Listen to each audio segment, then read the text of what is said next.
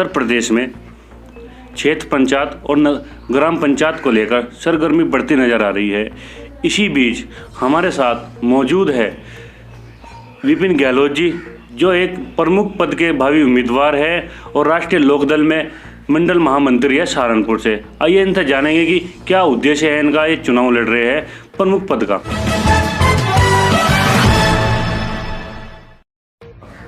विपिन जी। मैं विपिन गहलोत RLD से सहारनपुर मंडल महामंत्री।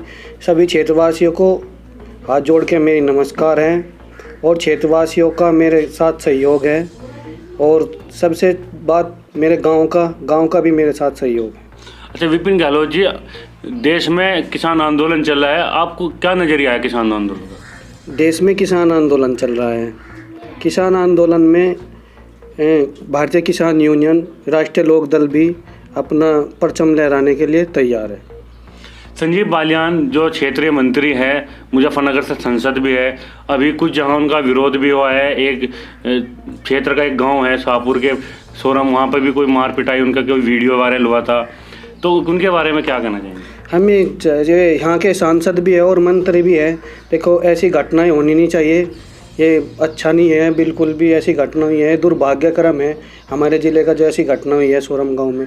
पहली बात बीजेपी को सोच लेना चाहिए कि भाई ऐसा आंदोलन में कि जो काले कानून है ये वापस होने चाहिए।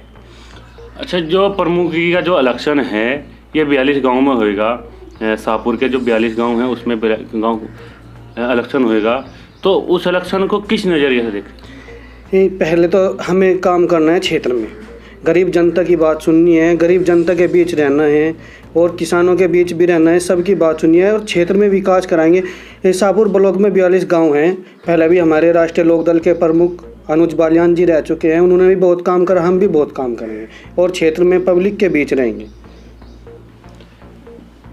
ग्राम पंचायत भोरा कला लगता है आपका, यहाँ पर भी कहीं ना कहीं देखा जाता है कि एक चौधरियों की खाप की पंचायत हुई थी, उस बारे में भी यहाँ पर किसान आंदोलन को कुछ लेकर कुछ मुद्दे उठाए गए थे, उस बारे में? किसान आंदोलन को लेकर तो मुद्दे उठा रहे हैं।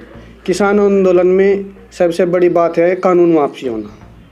कानून वापसी नहीं होगा तो घर वापसी नहीं होगी,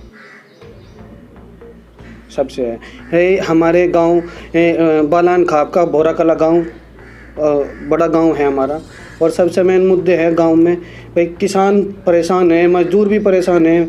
अगर हमारे पास पैसा नहीं होगा, फसल नहीं होगी तो हम कहाँ से क्या करेंगे, अनाज नहीं हो पाएगा। अच्छा, किसान आंदोलन से भारतीय जनता पार्टी को कितना नुकसान और कितना फ़ायदा होगा? बहुत ज़्यादा नुकसान होगा भारतीय जनता पार्टी को। मुजफ्फरनगर में 2022 में सफाया हो जाएगा, उत्तर प्रदेश में से सफाया है बीजेपी का।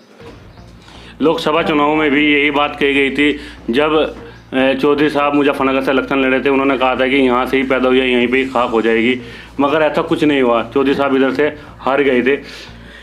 चौधरी साहब हार गए? चौधरी साहब हारे नहीं, मुजफ्फरनगर से जीत के जा रहे हैं। चौधरी साहब हारे नहीं, चौधरी साहब हारने वाले कहाँ हैं? चौधरी साहब तो अब भी जीत रहे हैं, ये तो हारे हुए जीतते हुए हैं, हार के भी जीत रहे हैं चौधरी साहब तो।